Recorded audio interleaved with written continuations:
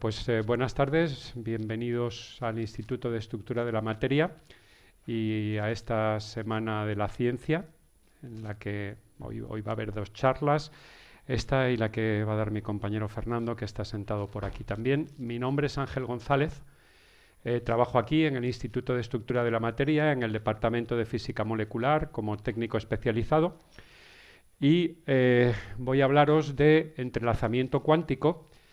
Y voy a intentar explicar qué es, y lo voy a intentar explicar con una historia en la que hay personajes, hay personas.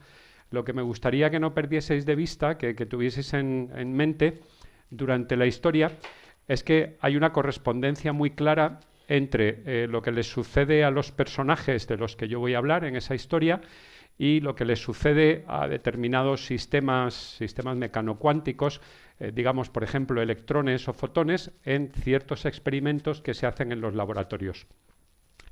Esa correspondencia la voy a explicar al final, pero primero voy a contar la historia, e incluso antes de contar la historia voy a hacer una pequeña introducción al tema.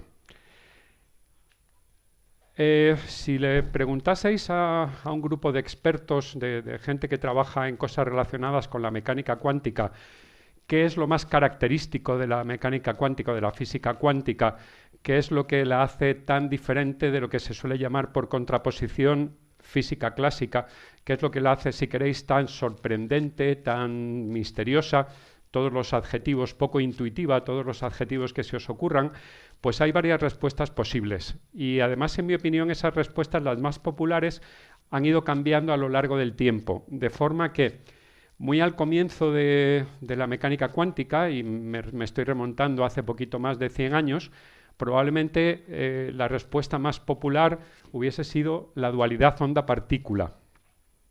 Un poquito más tarde, pues también se hablaba mucho, y se sigue hablando, pero vamos, del principio de incertidumbre de Heisenberg. Pero lo que me interesa a mí, o de lo que voy a hablar al menos hoy, es del entrelazamiento cuántico. Y esto yo diría que hoy en día es, si no la más popular de las respuestas a esa pregunta, una de las más populares. Sobre todo, si en el grupo de expertos o expertas al que preguntáis hay una mayoría de gente que trabaja en computación cuántica, en los campos que se llaman computación cuántica o información cuántica, casi seguro, 100%, que la respuesta va a ser esa, el entrelazamiento. Como muestra de que el entrelazamiento se está haciendo un término, un concepto popular, famoso si queréis, o de moda, no tenéis más que buscar en Internet entrelazamiento cuántico y muchos de los resultados que os aparecerán provienen directamente de medios de comunicación generalistas, ¿no? Yo he sacado un extracto de un artículo del País, de un artículo de La Razón y de uno de Europa Press. Otra cosa que se puede ver en esta transparencia, que se puede comprobar aquí, es que el entrelazamiento es muy difícil de definir, muy difícil de explicar en pocas palabras. Si os fijáis aquí, pues dice, entrelazamientos son partículas separadas que están conectadas de una forma que la física clásica no puede explicar. Pero ¿qué significa eso de que la física clásica, por qué no puede explicarlo? ¿Qué es lo que no puede explicar? O aquí, ¿no? Relacionar la información que contienen dos objetos distantes. ¿Qué significa eso de objetos que contienen información relacionada? O aquí, estados correspondientes. Pues no es tan fácil de explicar. Ojo, no estoy criticando estos artículos, los artículos son mucho más largos, mucho más interesantes de lo que pueda parecer solo con un extracto. Lo único que quería remarcar es que es un concepto difícil de explicar en pocas palabras. Si hacemos un poco de historia, el término entrelazamiento lo usó por primera vez, lo inventó, digamos, Schrödinger, uno de los fundadores de la mecánica cuántica. Y lo usó por primera vez en 1935 en un artículo que publicó como respuesta a otro artículo muy famoso de Einstein, en realidad de Einstein y un par de colaboradores, Podolsky y Rosen, que publicó también Einstein en 1935 y fue muy famoso. Fijaos en el titular del New York Times, Einstein ataca la teoría cuántica. Bueno, el titular, o mejor el subtitular, es muy preciso, porque dice Einstein encuentra que la mecánica cuántica no es completa, aunque es correcta. Einstein nunca dijo que la mecánica cuántica no fuese correcta. Él aceptaba que la mecánica cuántica es correcta, lo único que ocurre es que no le acababa de gustar, le hubiese gustado poder completarla, poder mejorarla, ¿de acuerdo?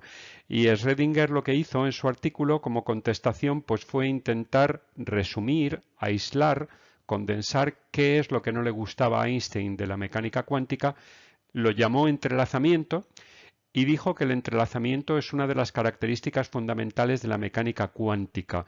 De hecho, que es la característica que hace que sea tan diferente de la forma en la que se había pensado en la física hasta entonces. ¿De acuerdo? Esta idea de este término y esta idea de Schrödinger de que el entrelazamiento es fundamental en la mecánica cuántica en realidad tardó en calar porque pues por ejemplo, desde 1935, en que él usó el término por primera vez, hasta 1998, si uno revisa los libros de texto de física cuántica, encontrará que prácticamente el término ni se menciona, no aparece mencionado en ningún libro de texto. Más o menos en esta época, en 1998, empiezan a cambiar las tornas, en mi opinión, sobre todo como consecuencia de que empieza a hacerse popular el campo de la computación cuántica, ¿de acuerdo? Y a partir de 2003, en muy poquitos años se produce el cambio, a partir de 2003 el término entrelazamiento aparece mencionado, si no discutido en cierta profundidad, en prácticamente todos los libros de texto de física cuántica. No he sido yo quien se ha revisado los libros de texto para poder decir esto, pero sí hay quien lo ha hecho y ha publicado estos resultados en un artículo que es el que yo he consultado para daros estos datos. Bien, si algo faltaba para hacer popular el entrelazamiento, pues fue el Premio Nobel de Física del año 2022, que se le concedió a tres físicos, Aspect, Clauser y Selinger, un francés, un norteamericano y un austriaco, y se les concedió por toda una carrera profesional, toda una vida dedicada a hacer experimentos sobre entrelazamiento, sobre todo con fotones, no solamente con fotones, pero sobre todo con fotones. Bien, este es mi primer intento de hacer una definición muy simple de entrelazamiento, pero por lo menos que no sea incorrecta, ¿eh? Yo diría que dos sistemas cuánticos que interaccionan quedan entrelazados cuando, aunque se alejen, para predecir los resultados de las propiedades, los resultados de las medidas que hagamos sobre uno de ellos, tenemos que utilizar también los resultados de las medidas que hacemos en el otro, porque hay una fuerte correlación que no se puede explicar de forma clásica. Claro, esta definición tiene exactamente el mismo problema que tenía pues que la que extractaba yo del País, del periódico El País. ¿Qué significa lo de que no se puede explicar la correlación de forma clásica? Porque desde luego hay sistemas clásicos perfectamente correlacionados. Os voy a poner un ejemplo muy sencillo. Imaginad un pianista y una violinista que empiezan a tocar simultáneamente una obra escrita para, bueno, pues precisamente para violín y piano. Lo hacen de forma perfectamente acompasada y supongamos que están tocando sobre unas plataformas móviles que en determinado momento se empiezan a alejar. Bien, si los instrumentistas son capaces de seguir tocando de forma sincronizada, porque, bueno, o bien porque tienen un buen metrónomo externo, o son capaces interiormente de seguir manteniendo perfectamente el compás, pues no importa que estén a 10 metros o que estén a 10 kilómetros, o en teoría a 1000 kilómetros, un oyente que estuviese oyendo tocar a uno de ellos sabría perfectamente, si conoce la partitura o tiene la partitura delante, sabría perfectamente lo que está tocando el otro en ese mismo momento. Hay una correlación perfecta.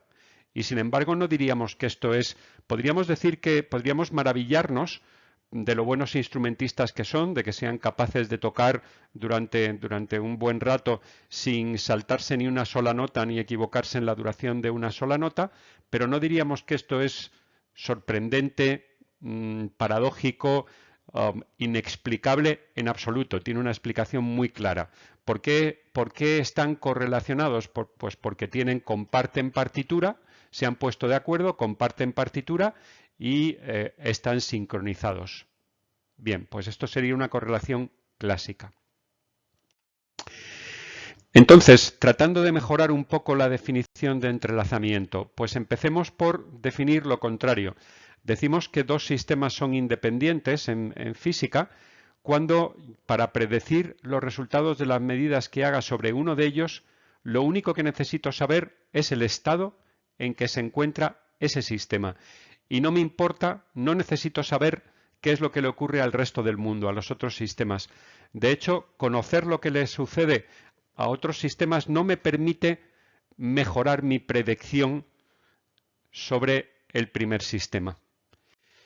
Mientras que decimos que dos sistemas están entrelazados cuando no puedo asignar a cada uno de ellos un estado por separado, al menos no un estado que me permita predecir con la mayor precisión posible los resultados de las medidas que hago sobre ese sistema. Si conozco lo que le pasa al otro sistema con el que está entrelazado, siempre podría mejorar mi predicción, podría tener predicciones más exactas sobre los resultados de las medidas que haga sobre el primero. Esos serían sistemas entrelazados. No quiero que nadie se asuste con esta transparencia, con los símbolos matemáticos que aparecen aquí, porque no es mi objetivo explicarlos, ni siquiera que los entendáis. Lo único que lo único que quiero decir en esta transparencia es que desde el punto de vista matemático es muy fácil definir el entrelazamiento. Y esto además es una cosa que ocurre muy a menudo en mecánica cuántica, que cosas que son muy difíciles de explicar con palabras o cosas que son muy difíciles de intuir o de visualizar, desde el punto de vista matemático es muy fácil trabajar con ellas. Hay una anécdota, probablemente apócrifa, porque la he visto atribuida a diferentes físicos, pero bueno, la anécdota es de todas formas divertida, sea verdadera o no, y dice que algún físico famoso, cuando un estudiante le consultaba dudas más o menos filosóficas sobre la mecánica cuántica, su respuesta era muy concisa y muy rotunda. Cállate y calcula. Shut up and calculate, en inglés. ¿De acuerdo? Bien, y aquí comienza de verdad la historia sobre entrelazamiento, con la que voy a intentar aclarar todo lo que he dicho hasta ahora. La historia comienza en un cine. El dueño de ese cine tiene la costumbre de proyectar un día a la semana en una de sus salas, proyecta una película que elige él personalmente y la elige por lo que él considera su valor cinematográfico, independientemente de lo comercial que sea, independientemente de que se esté proyectando en otras salas o no. Es un hombre muy meticuloso y le gusta saber si ha acertado con su elección o no, por lo que encarga a dos empleados que esperen cada uno en una de las puertas del cine a la salida de la sesión filmoteca, porque el cine tiene dos puertas, y vayan preguntando a los asistentes si les ha gustado la película o no. La pregunta es siempre la misma: ¿te ha gustado la película? Y las únicas respuestas posibles son sí o no. No valen medias tintas, cualquier otro comentario o cualquier otra respuesta no se anota. Y con esas contestaciones, con las contestaciones sí o no, con las contestaciones válidas, pues el dueño del cine elabora estadísticas, hace cálculos y, bueno, pues estudia estas estadísticas detenidamente. Como esta sesión filmoteca tiene un público muy fiel, que algunos de ellos llevan años asistiendo todas las semanas a esta sesión, y el dueño del cine les conoce a muchos de ellos personalmente porque le gusta charlar con ellos, le gusta hablar con ellos, pues llega un momento en que muchos puede predecir, conoce sus gustos, conoce qué tipo de películas le gustan y puede predecir lo que van a contestar antes casi de preguntarles. Pero hay excepciones, hay 4 personajes, 4 amigos que le llaman mucho la atención, 2 chicos y 2 chicas, que le resultan completamente impredecibles. porque si mira las respuestas de cada uno de ellos por separado, resulta que contestan sí o no con la misma frecuencia. El 50% de las veces sí, el 50% de las veces no. Y no es capaz de encontrar un patrón que lo explique, no es capaz de asignarles gustos, no sabe, no puede predecir qué tipo de películas les van a gustar, no tiene ni idea. ¿De acuerdo? Bien. Además tienen unas costumbres curiosas porque son dos parejas. Las dos chicas les gusta ver el cine de cerca y siempre se sientan en las primeras filas, y cuando termina la película salen por la puerta delantera, donde les espera uno de los entrevistadores. A los dos chicos les gusta sentarse atrás, se sientan en la parte de atrás y salen por la puerta de atrás, donde les espera el otro entrevistador. También, como curiosidad, nunca contestan los dos miembros de la pareja a la pregunta. Cuando contesta una chica, la otra simplemente dice, pues ya ha contestado mi compañera. Y al revés, cuando contesta uno de los chicos, el otro dice, no, ya ha contestado mi compañero. Los entrevistadores, que ya se lo saben, optan, al principio lo intentaban, pero al final optan por, al azar, elegir a quién preguntan cada día. De forma que uno de los días preguntan a Alicia, otro de los días preguntan en esa puerta, en la puerta delantera, preguntan a Ana. En la puerta trasera, pues al azar, el entrevistador elige si preguntar a Bob o preguntar a Boris. ¿De acuerdo? Bien, pues un día el dueño del cine, analizando las estadísticas, comprueba una vez más, ya lo había comprobado más veces, vuelve a comprobar que siguen siendo el 50% de las veces les gusta la película, el otro 50% de las veces no les gusta la película. Pero ese día se le ocurre comparar,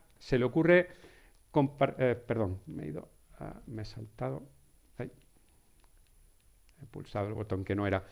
Ese día se le ocurre comparar las respuestas de los chicos con las de las chicas y encuentra una cosa muy curiosa.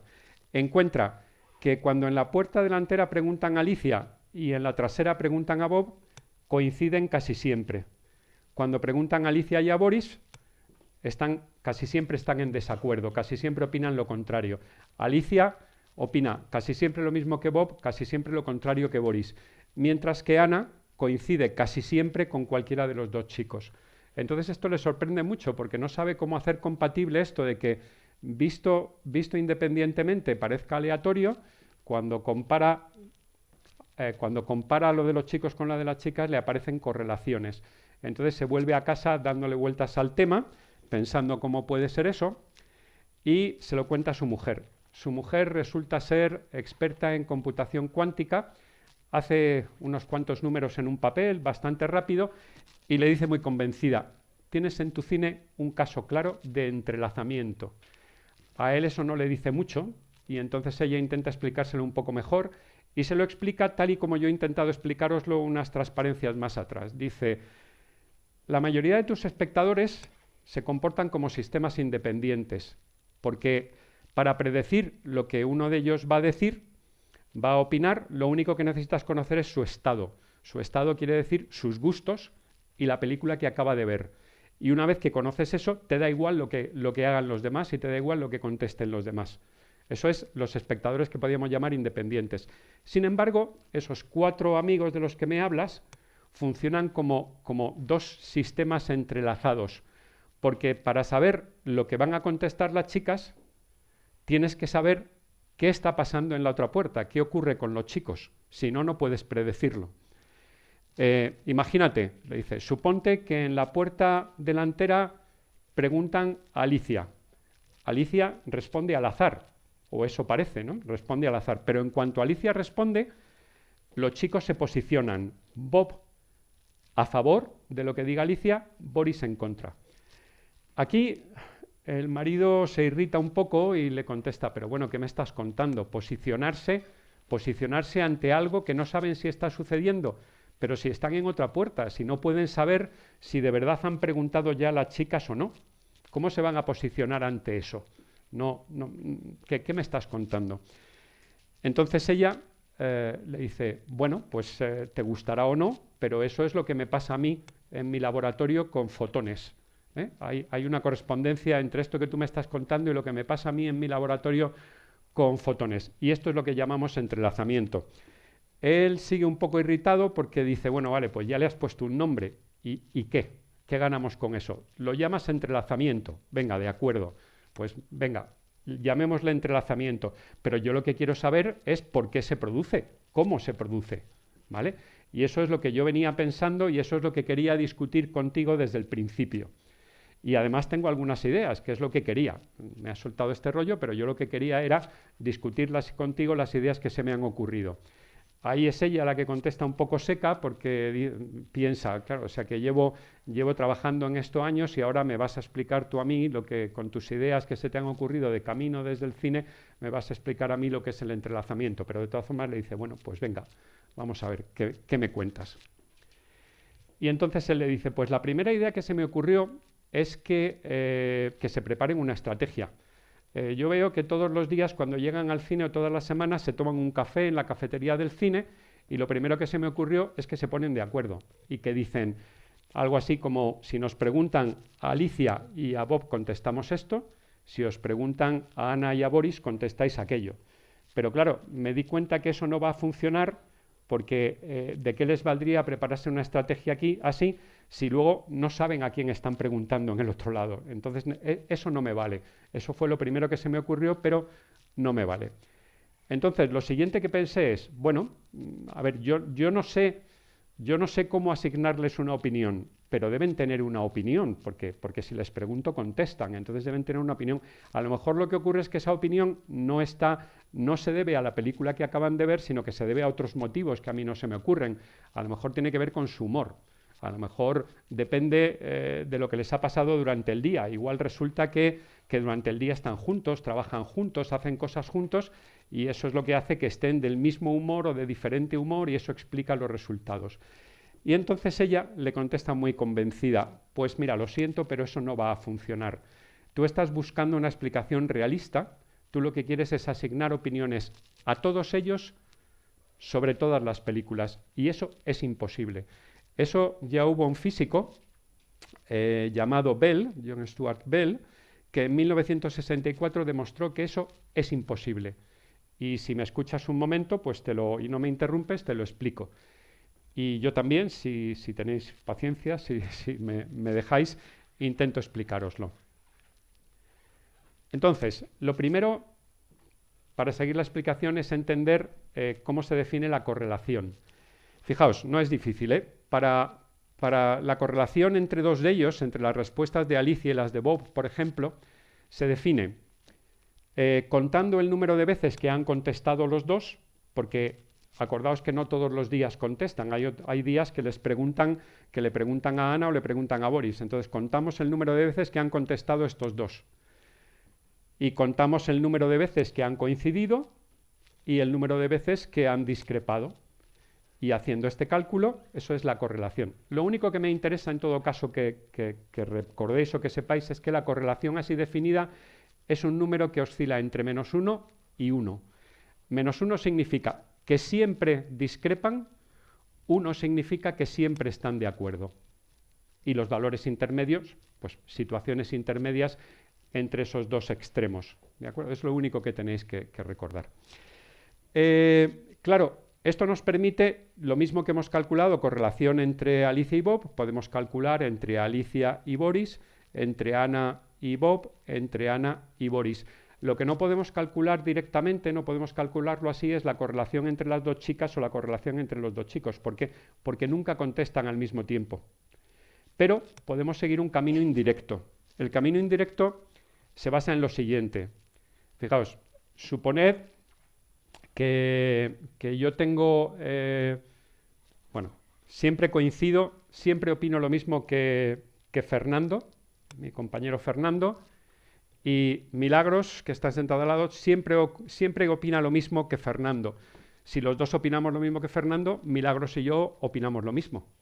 Y lo mismo, si yo opino lo mismo que Fernando, pero Milagros siempre opina lo contrario, entonces nosotros opinamos lo contrario. Eso me vale, indirectamente puedo comparar las opiniones de las chicas. Entonces, con ese truco, si hacemos esta operación, correlación de las dos chicas con Bob, hacemos esta operación, Eso es un número que va entre 0 y 2.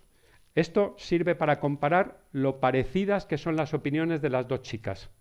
Vale 0 cuando las opiniones son completamente diferentes, no son nada parecidas, y vale 2 cuando son las mismas, cuando son las mismas opiniones, opinan siempre lo mismo. 0 si opinan siempre diferente, 2 si opinan siempre lo mismo. Y al revés, no al revés, comparando con la correlación con el otro chico y restando en lugar de sumando, esto me mide lo parecidas que son las opiniones de las chicas, esto me mide lo diferentes que son. También oscila entre 0 y 2, pero justo al revés. 0 o 2 cuando son muy diferentes, son completamente diferentes, siempre discrepan. 0 cuando son parecidas. Y haciendo esta suma, cuando esto sube, se acerca a 2, ¿vale? Porque las opiniones son muy parecidas, esto decrece, esto se acerca a 0. Y al revés, cuando son diferentes, esto baja hacia 0 y esto sube hacia 2. La suma tiene que ser menor o igual que 2. Esto se llama desigualdad de Bell, ¿vale?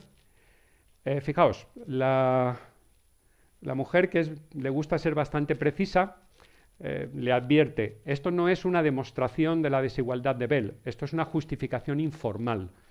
Si quieres de verdad, no es difícil hacer la demostración rigurosa, si quieres vamos a mi despacho y en una pizarra te lo demuestro en un momento. Él le dice, no, me conformo con esta justificación informal, yo recomiendo que hagáis lo mismo, que me creáis, pero, por eso no os preocupéis de la siguiente transparencia, porque no la voy a contar, pero que sepáis que está aquí, por si a alguien le interesa, yo esto luego os diré cómo quedaros con el PDF, y además para contaros simplemente que no es tan complicada. Bueno, además me sirve para presentar a Bell, este es Bell. Y, que me he ido... decía que este es Bell y lo único que quería que vieseis aquí es que en realidad no es tan compleja. Contada así la desigualdad de Bell en este contexto, lo único que necesitaríais para entenderlo es entender lo que es un promedio, lo que es un valor absoluto y lo que es una desigualdad, lo que es un menor o igual, poquito más. O sea que en este contexto, y explicado así, es una cuestión de estadística más que de física, y además es una cuestión de estadística de secundaria casi, creo yo, de bachillerato por lo menos.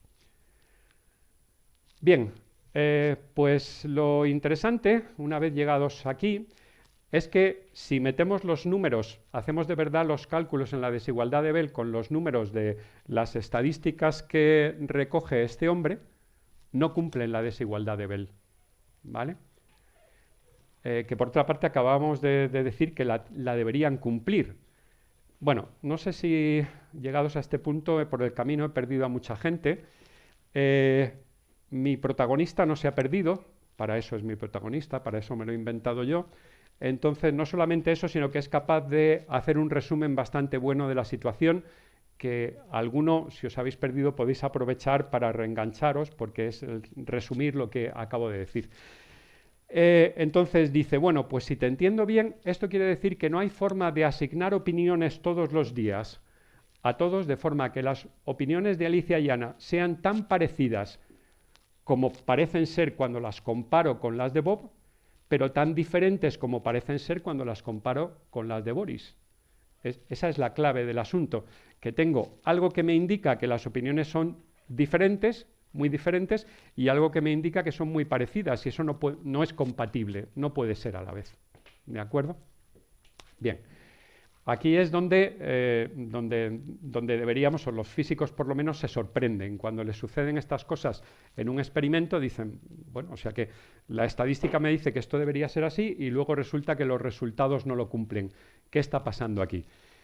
No sé si he conseguido sorprender a alguien, pero insisto, mi protagonista está sorprendido y dice, bueno, pero bien, y esto, pero las estadísticas están ahí. ¿Cómo puedo? ¿Qué está pasando? Explícame qué está pasando. Entonces ella le dice, bueno, mira, cuando a un científico le extrañan los resultados de un experimento, lo primero que debe hacer es desconfiar de su método experimental, buscar fallos, quizás se haya equivocado en algo. Entonces vamos a buscar fallos, posibles fallos. ¿Os acordáis de los 3 físicos del premio Nobel que os dije se han pasado toda su carrera profesional experimentando, haciendo experimentos de entrelazamiento con fotones? Bueno, pues hay físicos que se han pasado también la vida buscando fallos en esos experimentos y les han puesto nombres incluso. En inglés dicen loophole, que podríamos traducir por laguna o por escapatoria. Yo lo he traducido por escapatoria, escapatorias experimentales. Entonces, una de las que se les ha ocurrido es la de la comunicación. Entonces ella le dice, ¿estás seguro de que los chicos y las chicas no se comunican de alguna manera? A lo mejor tienen un pequeño micrófono y un pequeño auricular o usan sus teléfonos móviles. Claro, porque si se enteran de alguna manera de a quién están preguntando en la otra puerta, les podía funcionar una estrategia como la que tú me estabas proponiendo hace un rato. Entonces él dice, bueno, pues hombre, lo entiendo, pero supongamos que qué interés podrían tener en hacer eso. Tomarme el pelo a mí. Supongamos que eso no está pasando. Supongamos que la escapatoria de la comunicación está cerrada. Por cierto, algunos de los físicos que os decía del premio Nobel se han tomado mucho trabajo en cerrar esta laguna experimental o esta escapatoria experimental. En concreto, Selinger tiene un experimento muy curioso en que lo que hace es que los fotones sobre los que hace medidas, uno hace las medidas en la isla de La Palma, en el observatorio del Roque de los Muchachos, y el otro a 143 kilómetros de distancia en el observatorio del Teide, en Tenerife. Y además lo hace muy rápido, de forma que él termina las medidas antes de que una señal, la luz se supone que es lo que más rápido viaja, y ni siquiera una señal luminosa podría recorrer esos 143 kilómetros en el tiempo que él tarda en hacer las medidas sobre ese par de fotones, de lo cual deduce que no se pueden estar comunicando. Es completamente imposible que se estén comunicando. Entonces, damos por cerrado este communication o loophole, escapatoria de la comunicación. Entonces ella dice, bueno, pues venga, vamos a buscar otra posibilidad. ¿Estás seguro de que los encuestadores eligen de verdad de forma aleatoria a quién preguntan cada día?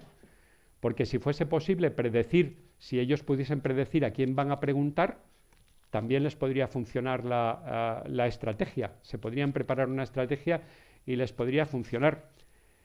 Y él dice, hombre, bien, también lo entiendo lo que me dices, pero yo he hablado con mis encuestadores, me fío de ellos, me han dicho que de verdad lo hacen desde que renunciaron a que contestasen los dos de la misma pareja cada día, lo hacen de forma aleatoria y están seguros de que lo hacen de forma aleatoria.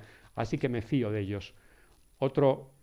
Otra escapatoria cerrada. Los físicos también se han tomado mucho trabajo en que a la hora de hacer las medidas, al elegir la medida que hacen en cada extremo, se elija de forma completamente aleatoria. Bueno, pues la última que nos queda, la última escapatoria, le dice, ¿y tú estás seguro de que al hacer las estadísticas no te estás saltando ningún día, consciente o inconscientemente? Porque si te dejas algún dato por tener en cuenta en las estadísticas no son fiables. Y entonces él dice, hombre, pues, a ver, te he dicho que confío en mis espectadores, confío en mis encuestadores, las estadísticas las hago yo. Yo tampoco soy un inepto, tampoco me creo que esa sea la razón. Sí que estoy teniendo en cuenta todos los datos. ¿Qué alternativas me quedan? Y ella le dice, bueno, pues si ya no hay escapatorias, la única alternativa es la misma que nos queda en mecánica cuántica, y es aceptar que la naturaleza no se puede explicar de una forma que sea al mismo tiempo realista y local. ¿Qué quiere decir lo de local? Pues local, renunciar a la localidad significaría renunciar a esto de que cosas que pasan en sitios separados no pueden influirse, por lo menos sobre todo si están separados de forma que ni siquiera una señal luminosa puede ir de un lado a otro. Entonces, renunciar a la localidad significa renunciar a eso. En este caso sería creer en algo así como la telepatía. O sea, no se están comunicando por un micrófono y un y un auricular, porque ni siquiera la señal eléctrica o la señal, las ondas tendrían tiempo de llegar de un lado a otro, no les da tiempo, pero a lo mejor se comunican instantáneamente por intuición, telepatía, como lo queráis llamar. Entonces él dice, bueno, yo no creo en la telepatía, yo tampoco creo en la telepatía. Esto era precisamente este tipo de influencia no local, era lo que le daba tanta rabia a Einstein, porque claro, al fin y al cabo él era el que decía que en su teoría uno de los pilares es que nada puede viajar más rápido que la luz, ¿no? Lo llamaba despectivamente algo así como espeluznante acción a distancia. Y era precisamente lo que os digo que en 1935, cuando escribió su artículo, tanta rabia le daba o atacaba la mecánica cuántica, ¿no? Bien, si no renunciamos a la localidad, ¿qué significa renunciar al realismo? Pues renunciar al realismo significa aceptar que lo que estamos midiendo con este tipo de experimentos no son propiedades de cada uno de los sistemas. No estamos midiendo, no estamos averiguando nada sobre las opiniones de los personajes individuales. En el experimento completo estamos midiendo algo así como relaciones internas del sistema entrelazado, algo así. Aquí sería como decir lo que estamos midiendo, pero con la medida completa, con la pregunta en un lado y la pregunta en otro, estamos midiendo las relaciones de simpatía o antipatía dentro del grupo, dentro del sistema entrelazado, de los dos chicos con las dos chicas. ¿De acuerdo? Un poco más filosófico, esto es más que de físicos, filósofos de la ciencia, le llaman razonamiento contrafactual. Lo que dicen es, perdonad la palabreja, lo que dicen es algo así como, claro, tú al demostrar las desigualdades de Bell, tú te has supuesto que todos tienen opiniones, que tiene sentido decir algo así como, Alicia no ha contestado hoy, pero si hubiese contestado, habría contestado esto o habría contestado aquello. Eso es lo que se llama razonamiento contrafactual, razonamiento sobre algo que no ha sucedido. Entonces esto es lo que algunos filósofos dicen que esto es a lo que hay que renunciar.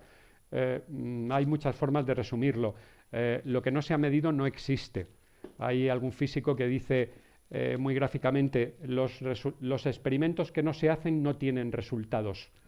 Entonces, pero al final estamos renunciando al realismo. O sea, es como decir, no, es que Alicia no puede tener una opinión porque no le has preguntado. Si no le preguntas, no tiene opinión. Y lo que estás midiendo no son opiniones individuales. ¿De acuerdo? Bueno, llegados a este punto, ya ni siquiera mi protagonista me sigue, le da vueltas la cabeza y dice, bueno, pues mejor lo dejamos aquí porque me da vueltas la cabeza, ya no soy capaz de seguirte más. Y entonces ella piensa, no se atreve a decírselo, pero piensa, bueno, o sea, que le da vueltas la cabeza y eso que todavía hay explicaciones todavía más exóticas. Hay explicaciones que hablan de retrocausalidad, de que el presente influya en el pasado.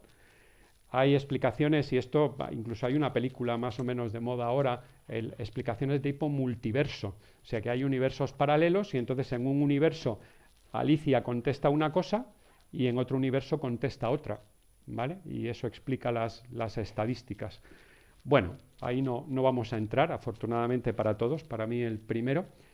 Entonces lo único que dice ella es, bueno, pues vale, no seguimos por este camino, pero al menos déjame, y yo también es con lo que voy a terminar, déjame que te explique la analogía entre lo que sucede en tu cine y lo que sucede en mi laboratorio con los fotones o con partículas mecanocuánticas.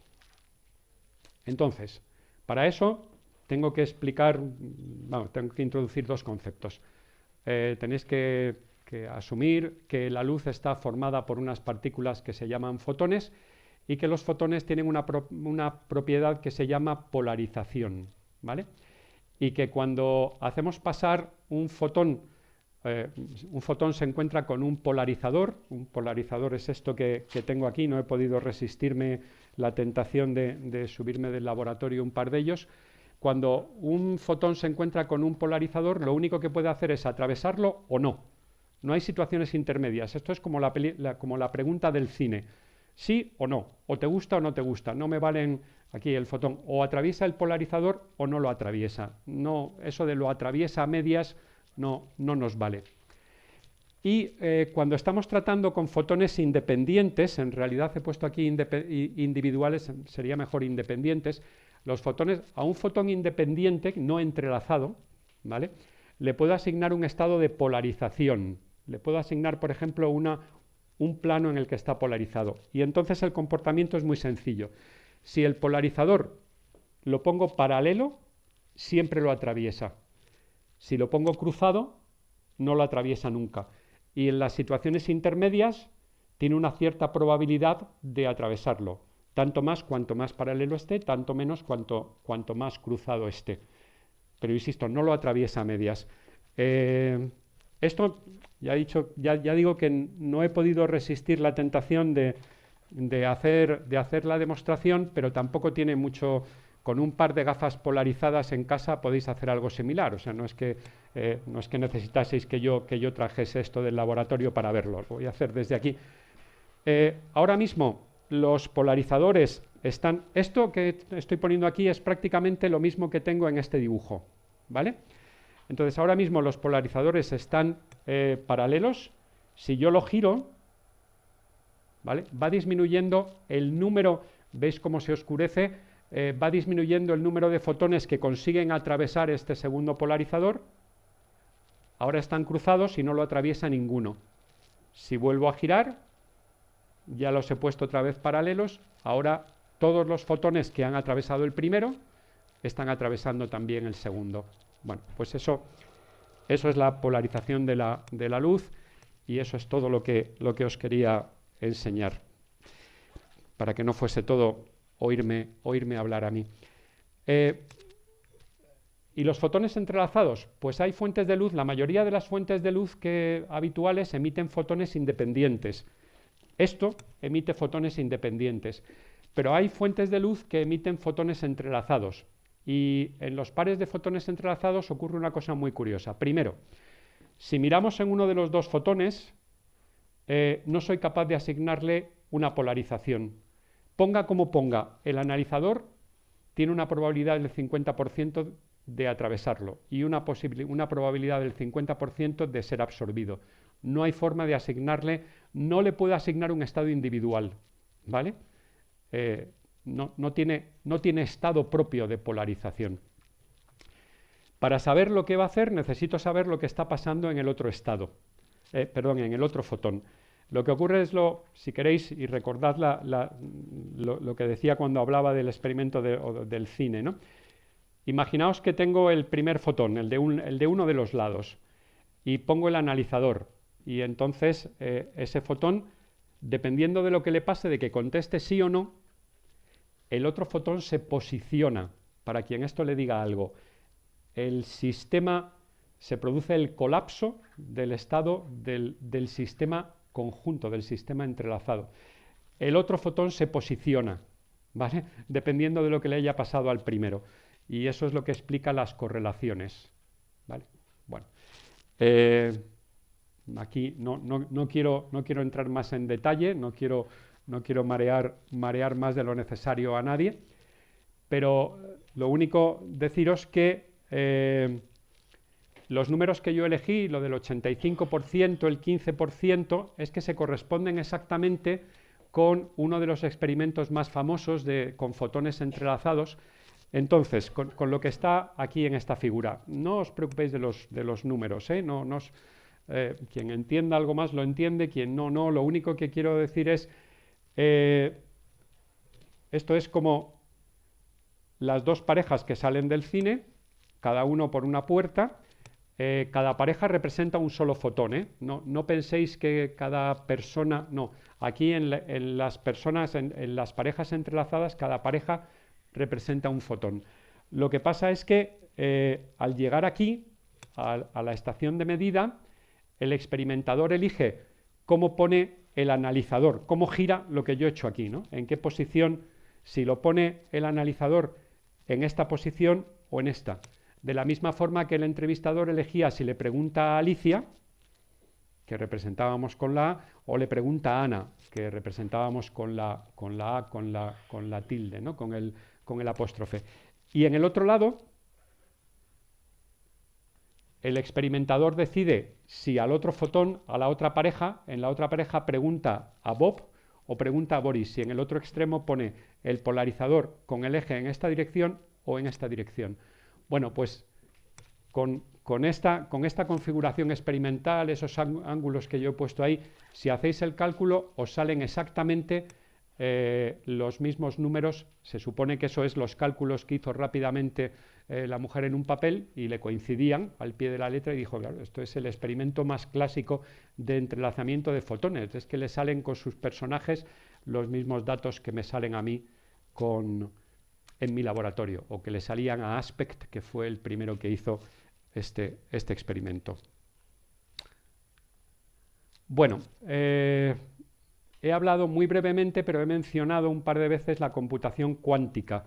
¿Hay otro paralelismo que se puede hacer? No, sí que no tengo tiempo ni está en el programa, digamos, hablar de computación cuántica, pero sí que quiero hacer un paralelismo muy rápido, y es el siguiente. Los espectadores que podíamos llamar independientes, o los fotones independientes, son portadores de un bit de información, porque cuando les pregunto contestan sí o no, 0 o 1. Esa es la definición de bit. Un bit de información es sí o no, 0 o 1. Las parejas entrelazadas o los fotones entrelazados son portadores de 2 qubits entrelazados. En computación cuántica, alguno a lo mejor es la primera vez que oís la palabra, en lugar de hablarse de bits, se habla de qubits, o escrito así en castellano, o con la Q, si se ve en inglés, bueno, qubit, ¿vale? Y la principal característica, la diferencia entre un qubit y un bit, es que el bit solamente se puede interrogar de una manera. Un bit se le pregunta, ¿cuál es tu valor? 0 o 1. Ya está, eso es todo lo que me puede decir un bit, sí o no. Mientras que un qubit, ¿vale? Le puedo interrogar de varias maneras.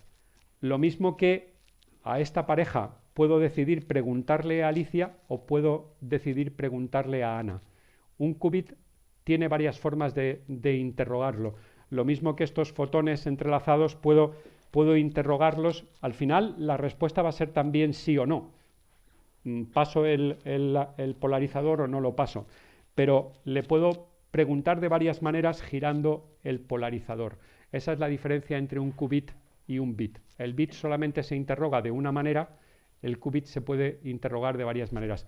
Sé que esto no es una introducción a la computación cuántica, ni mucho menos, pero para quien le suene o para quien en el futuro lea algo, pues también esto tiene un paralelismo, lo que he explicado también tiene algo que ver con todo eso. Por eso os decía que los que trabajan en computación cuántica trabajan con qubit y trabajan muy a menudo con qubits entrelazados.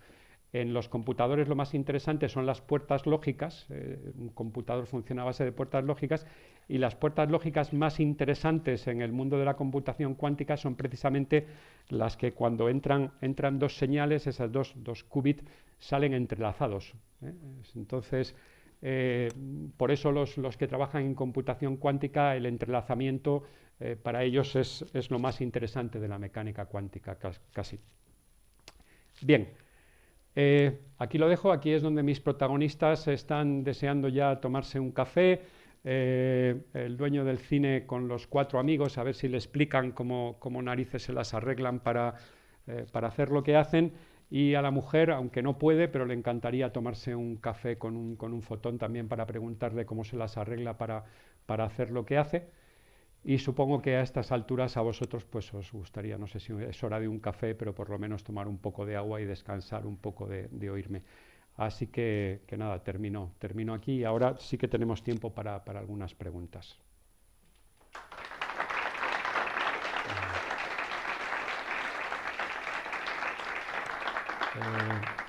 Antes de las preguntas, os digo muy rápidamente. Si alguien tiene interés en descargarse una copia de la presentación, lo puede hacer ahí. Esto también está publicado en formato artículo.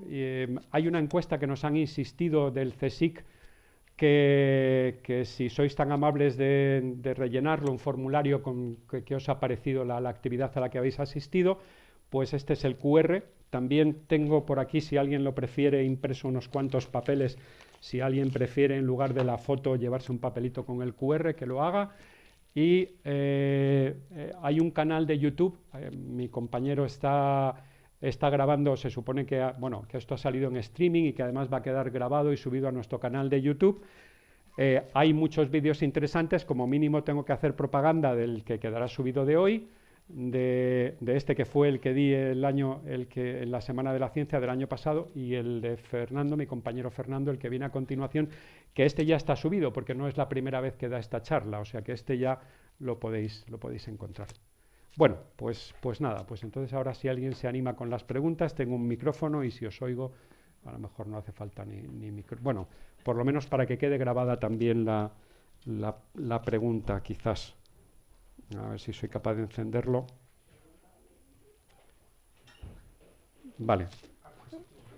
Venga, pues ¿alguna pregunta? Sí, gracias.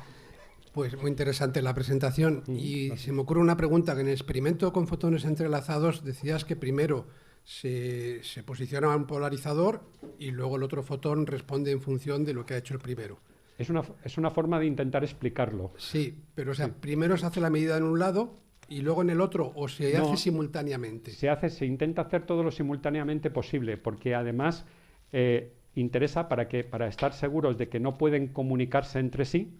Lo que nos interesa es hacerlo lo más simultáneamente posible, para que no haya tiempo de que se pasen una señal, sobre todo si lo haces a 143 kilómetros de distancia, ¿no?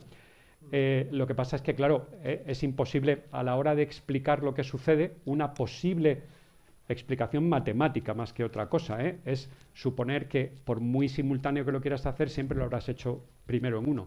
Entonces, ese es el que provoca, en mecánica cuántica se llama el colapso del estado, de la función de onda, y el que hace, pero el estado conjunto, y entonces ese es lo que hace que el otro fotón se posicione, por decirlo de alguna manera. Es simétrico, a la hora de hacer el cálculo matemático te da igual que tú supongas que has medido antes aquí o has medido antes aquí. Las correlaciones te salen las mismas. El cálculo siempre funciona. Es lo que cuando vienen con dudas filosóficas es cállate y calcula. Bueno, sí, pues, no sé quién había levantado la mano antes. Has dicho que había fuentes de luz de fotones individuales o independientes. Eso es. Y fotones entrelazados. ¿Cómo se entrelazan esos fotones? Pues hay varios métodos, pero francamente tengo además algún compañero que es mucho más experto que en eso que yo. La conversión, ¿cómo se traduciría? Conversión paramétrica. Conversión paramétrica. Bueno, hay cristales. Hay algunos, pero te lo intento, si meto mucho la pata me corregís.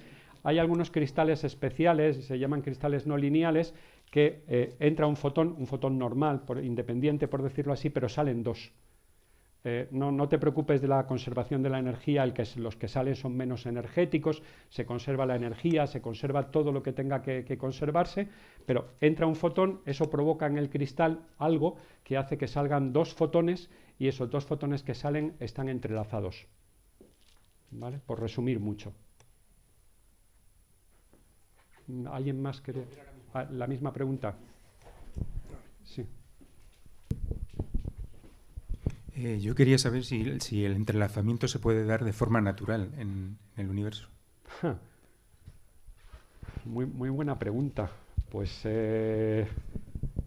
muy buena pregunta, la verdad. Yo no he oído hablar, o sea, yo siempre el entrelazamiento he oído hablar de él en el contexto del laboratorio de cristales no lineales, de gente que además se lo ha tenido que trabajar mucho para conseguir el entrelazamiento, pero igual hay alguien que viene y dice, no, ahí hemos encontrado una estrella, hemos encontrado un proceso en una estrella o un proceso en una fuente de luz natural de la que salen. Yo no he oído hablar de ello, lo cual no quiere decir que no exista. Yo siempre he oído hablar del entrelazamiento provocado en el laboratorio, por decirlo de alguna manera.